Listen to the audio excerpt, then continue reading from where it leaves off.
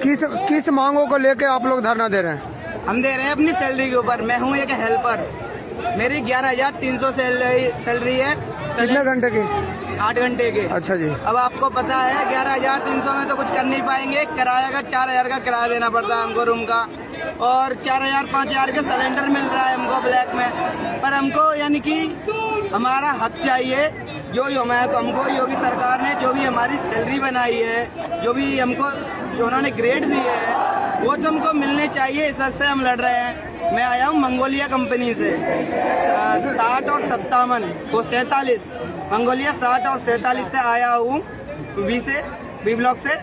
पर उनको ये है यानी कि सैलरी वाले, बिना सैलरी वाले, उसमें कंपनी अभी तक चल रही है। उनके इतनी भी वो नहीं है सब लोगों के, क्यों हम अपने हक के लिए लड़ सकें। कल सरकार और प्रशासन ने तय किया है कि ओवर टाइम डबल दिया जाएगा, जबकि कई कर्मचारियों का आरोप है कि जब से ओवर टाइम डबल की बात हुई है तब से ओवर टाइम कराना ही बंद कर दिया है। हमको ओवर टाइम मिले या ना मिले, हमें जो सरकार की तरफ से मिल रहा है हमको वो चाहिए।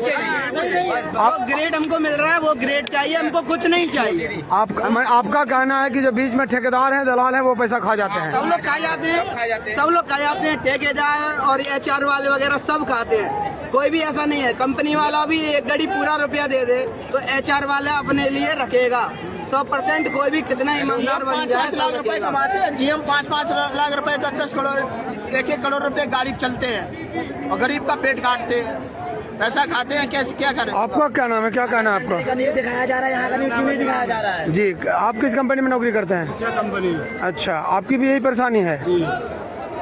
आप भैया आप बताओ। मैं सर अर्निक कंपनी में जॉब करता हूँ, C11718 फेज 2 के पास में है। जी जी।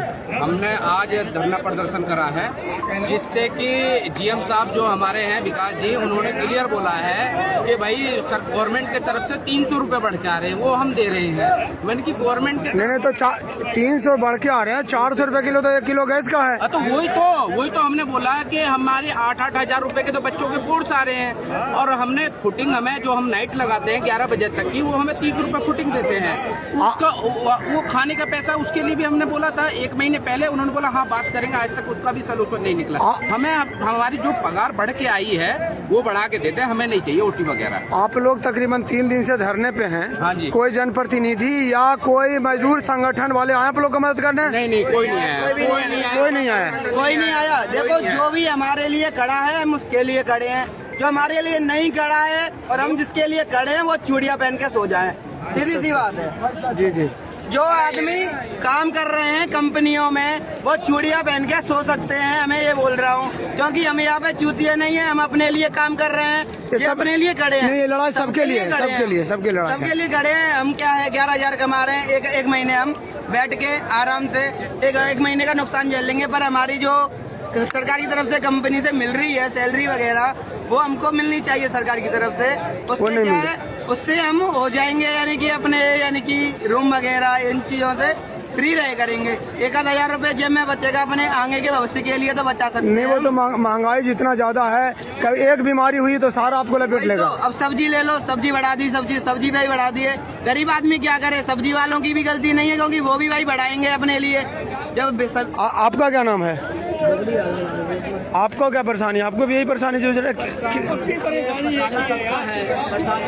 कंपनी में काम करते नहीं, हम अपना फील्ड में काम करते हैं RO का। जी जी। सेंटर में मैं अपने मालिक से मैं भी गुजारिश करूंगा कि हमारा भी सैलरी बढ़ाया जाए, क्योंकि महंगाई इतना चरम सीमा परेशानी है। आप बताओ कि अगर 2 बच्चों को ढंग के स्कूल में पढ़ाओगे आप, तो आपको महीने के 4,000 रुपए जाएंगे।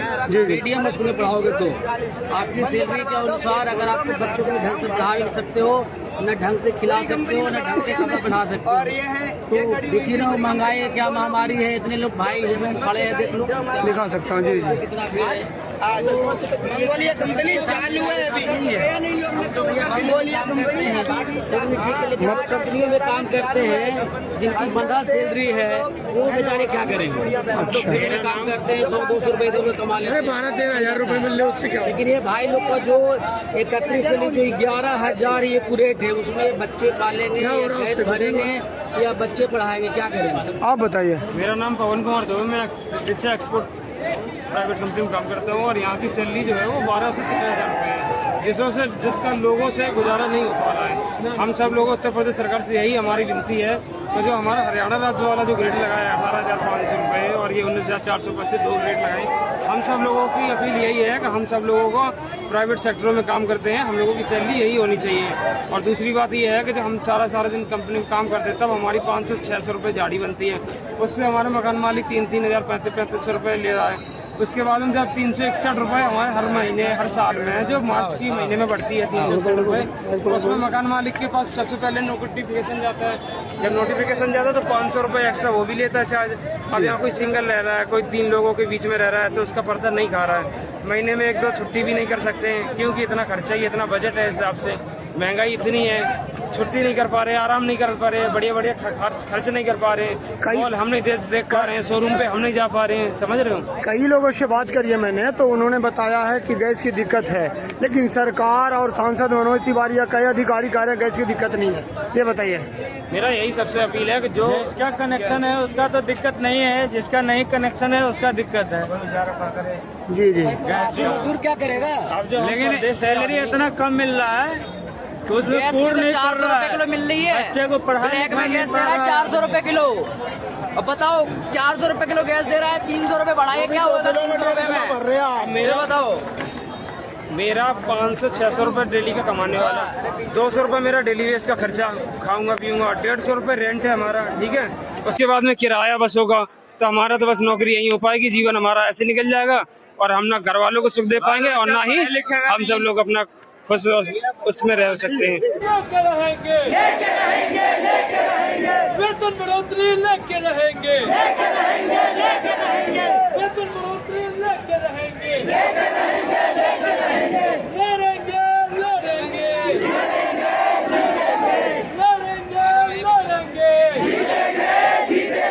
कल भी हम जीतेंगे,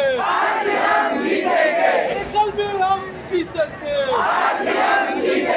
कल भी वो हारे थे,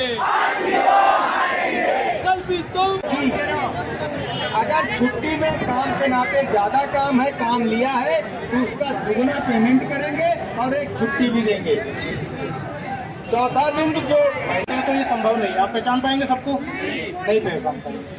तो आप लोग ये बात बिल्कुल ध्यान रखिए कि सब लोग सबको पहचान नहीं पाएंगे, पर इसमें कुछ अलग-अलग कंपनी के नाजायज फायदा ना उठाएं। आप समझ रहे हैं मैं क्या कह रहा हूँ? जी सर, जी सर। सुबह से हम भी लगे हैं, सुबह से आप भी, बिल्कुल सही बात है। इन लोगों को जाने दो, मीडिया वाले आगे। अन्य कंपनी ना जाने चाहिए लावा पड़े आएगी हाँ ये पता लड़ा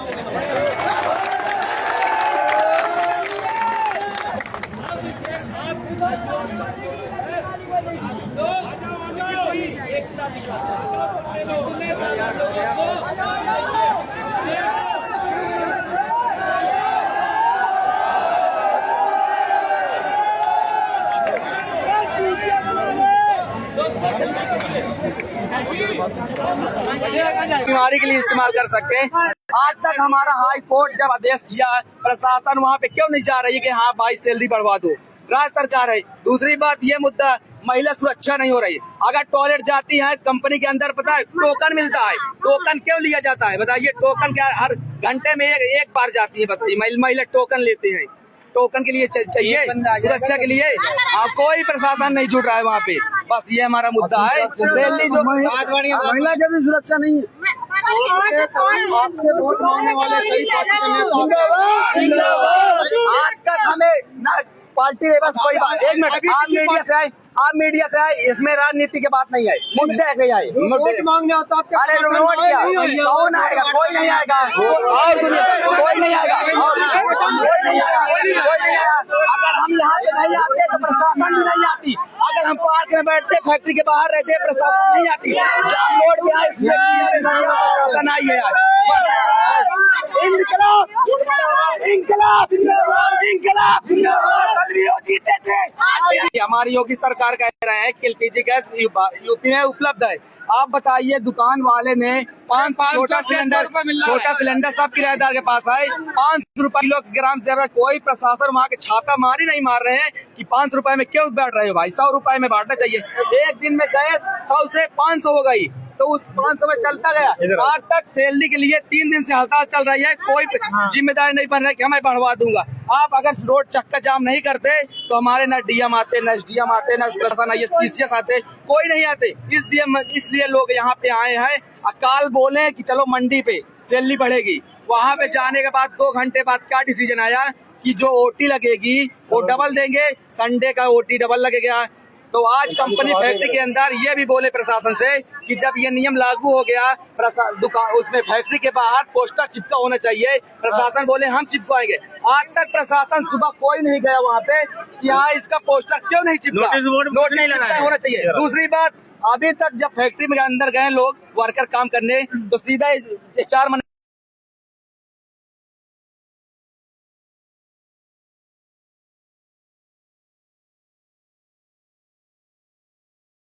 मजदूर लिखो फेंको की तरह होते हैं, इनका इस्तेमाल करो, इनको चूस लो जितना ज्यादा चूस सकते हो, और बोलो कि और नया टारगेट दो। तुम लोग 12 घंटे काम करना पड़ेगा, 16 घंटे काम करना पड़ेगा।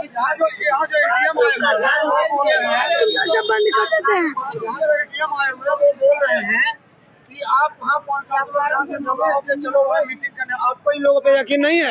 देखिए सुनिए, बिल्कुल सही बात है।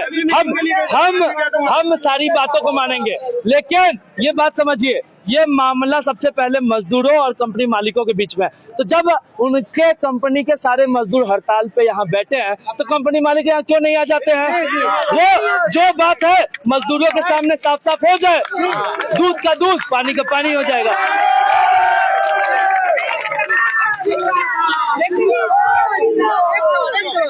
यही अभी चुनाव आएंगे तो यही जो नेता बेटे नोड़ा के इन माता बहनों के पैर छुएंगे। बिल्कुल, देखिए थोड़ा आप लोग पहले मीडिया वाले भैया थोड़ा पीछे हो जाइए, लोगों को नहीं तो सफोकेशन होने लगेगा, सांस में दिक्कत होने लगी, थोड़ा पीछे होइए।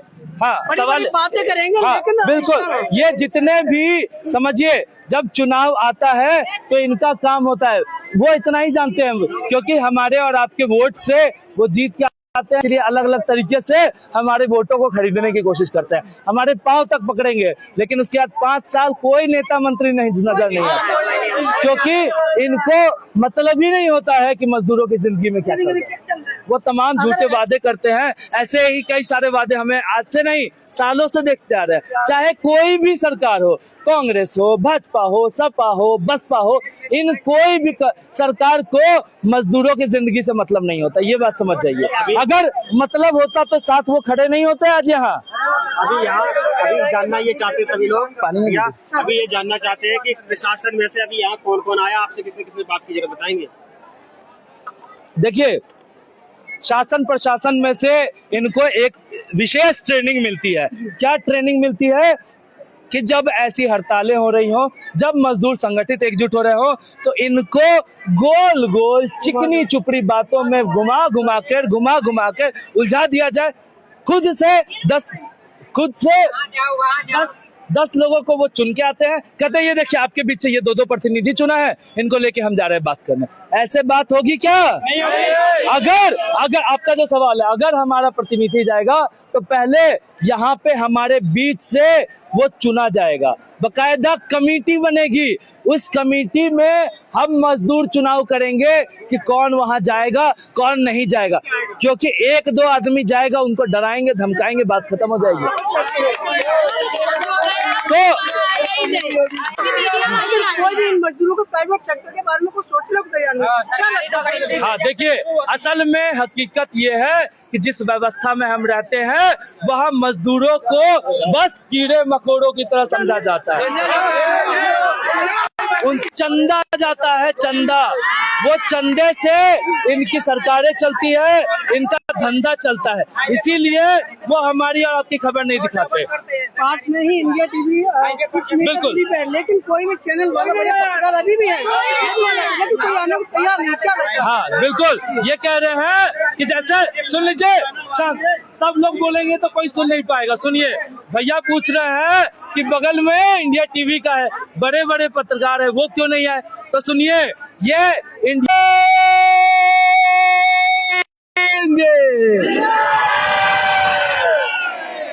बिल्कुल। तो जिस तरीका से लगातार प्रशासन चल रहा है, लेकिन कोई भी सुनने को तैयार नहीं, गवर्नमेंट की तरफ से कोई स्टेटमेंट नहीं। क्या लग रहा है? देखिए सुनिए, अभी हमने बताया था, देखिए ये सुन लीजिए शांति से।